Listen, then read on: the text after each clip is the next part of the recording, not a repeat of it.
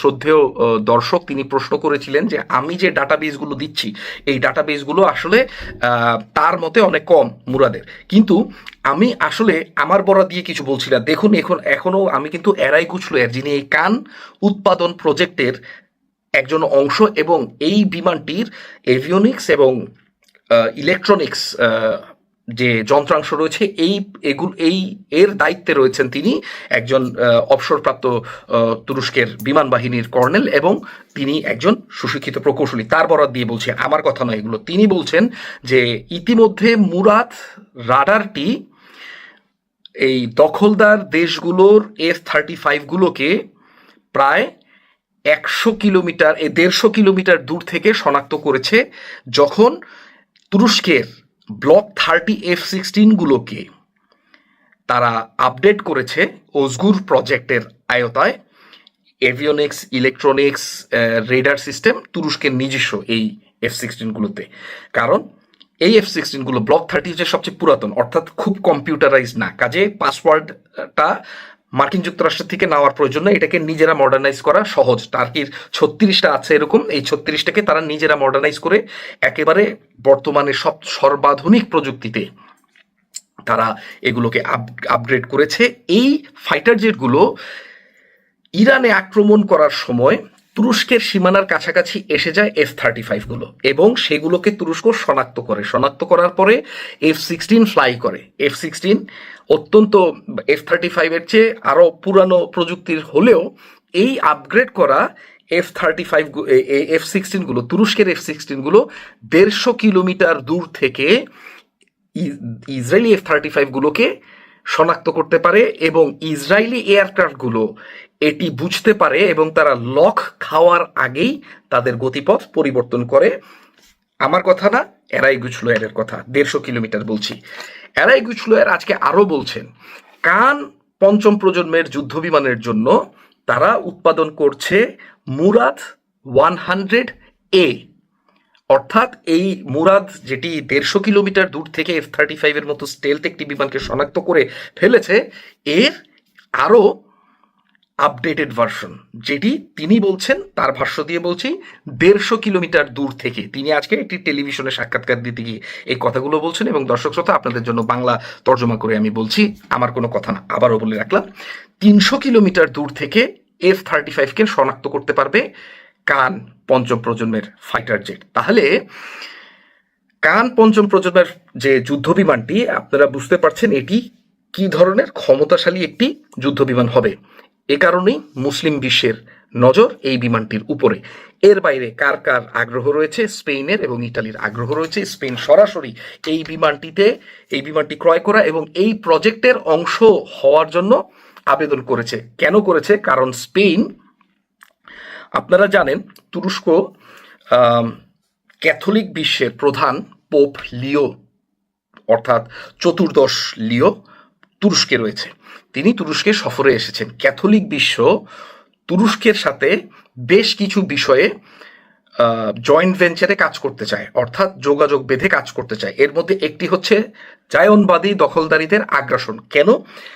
Jerusalem এবং ফিলিস্তিন তাদের জন্য একটি পবিত্র জায়গা, কারণ ঈসা আলাইহিসসালামের জন্ম সেখানে, তিনি সেই জমিনে তার দিন প্রচার করেছিলেন এবং তিনি আমাদেরও একজন রসুল। আমরা কিন্তু কোনো রসুলের মধ্যে পার্থক্য করি না, কারণ এটি আল্লাহর হুকুম, লা নুফাররিকু বাইনা আহাদিম মির রুসুলি।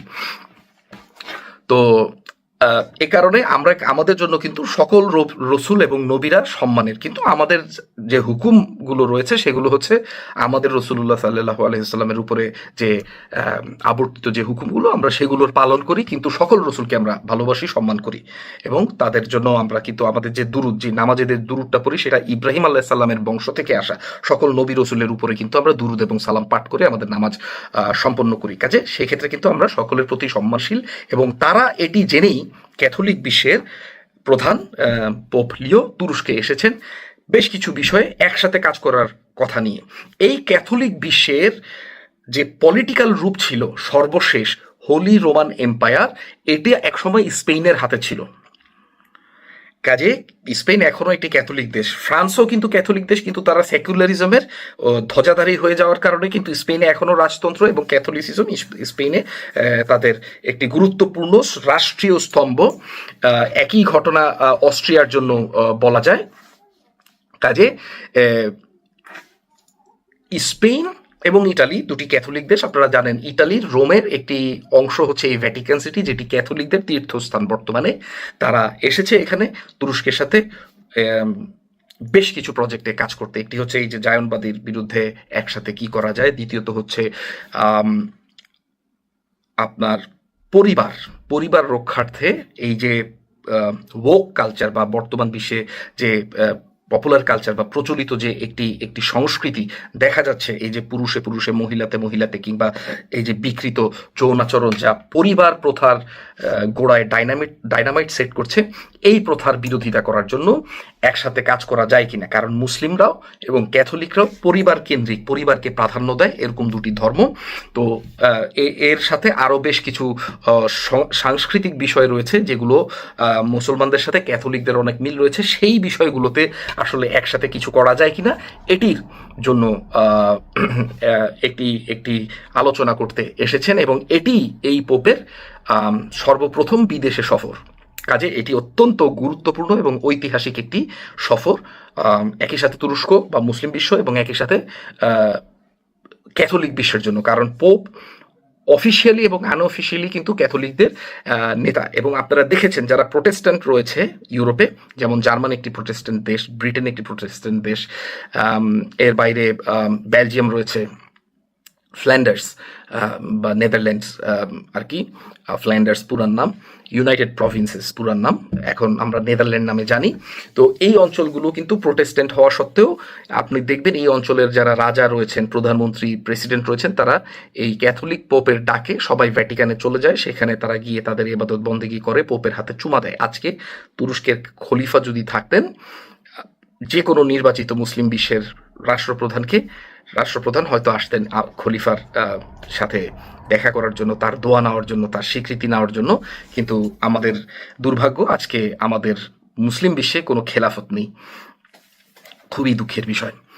ইনশাল্লাহ দেখা যাক সামনের দিনে কি হয়। তো কানের সাথে এটির একটি সরাসরি সম্পর্ক রয়েছে। সম্পর্কটি হচ্ছে, রাষ্ট্রপতি এরদোয়ান কান উড্ডয়নের পরে তিনি বলেছিলেন যে এই শতাব্দীটা, অর্থাৎ একবিংশ শতাব্দী, এটি মুসলমানদের শতাব্দী হবে এবং এটিকে মুসলমানদের শতাব্দীতে পরিণত করতে হবে, এটিকে মাজলুমদের শতাব্দীতে পরিণত করতে হবে। যারা মাজলুম তারা এই শতাব্দীতে আর জুলুমের শিকার হবে না। এটি তিনি কানের প্রথম উড্ডয়ন দিবসে এই বক্তৃতাটি দিয়েছিলেন। তো কানের জন্য একই সাথে এই রেডারগুলো বানানো হচ্ছে। আমি এই কান 2019-20 সালে একটি ডিফেন্স ফেয়ারে এই কানের যে সিমিউলেশন রয়েছে, এটি সিমিউলেশন আপনারা জানেন যে এটি একটি ভিডিও গেমের মতো হয়, কিন্তু ককপিট থাকে, কিন্তু আপনি মূল প্লেনটিতে নয়, প্লেনের বাইরে সিমিউলেশনটি উড্ডয়ন করাতে পারেন। তো আমি এটি উড্ডয়ন করিয়েছিলাম সাংবাদিক হিসাবে। সেই ডিফেন্স ফেয়ারে কাভার করতে যেয়ে আমি একটু অনুরোধ করি, সেখানে অবশ্য অনেক দর্শকদেরকেই বা যারা দেখতে এসেছেন তাদেরকে হচ্ছে এই সুযোগ দেওয়া হচ্ছিল। তো আমি অনুরোধ করলাম যে আমাকে একটু সুযোগ দেন, আমি একটু ভিডিও করি আমার চ্যানেলের জন্য। টিআরটি ওয়ার্ল্ডের এটি টার্কির সরকারি চ্যানেল, যার জন্য আমার অনুমতি পেতেও আসলে সুবিধা হয়েছিল। তো আমি কিন্তু এই সিমিউলেশনটি ব্যবহার করেছি, খুব চমৎকার। কারণ এখানে আসলে আপনাকে সিদ্ধান্ত নিতে, অর্থাৎ পাইলটকে সিদ্ধান্ত নিতে সর্বোচ্চ সহযোগিতা করে এআই বা আর্টিফিশিয়াল ইন্টেলিজেন্স। আমি এটি ব্যবহার করেছি প্রায় আজ থেকে 5-6 বছর আগে। ইতিমধ্যে তারা বলছে যে তুরস্কের যারা মুখপাত্র রয়েছেন তারা বলছে যে এর এআই অ্যালগোরিদম আরো অনেক উন্নত হয়েছে।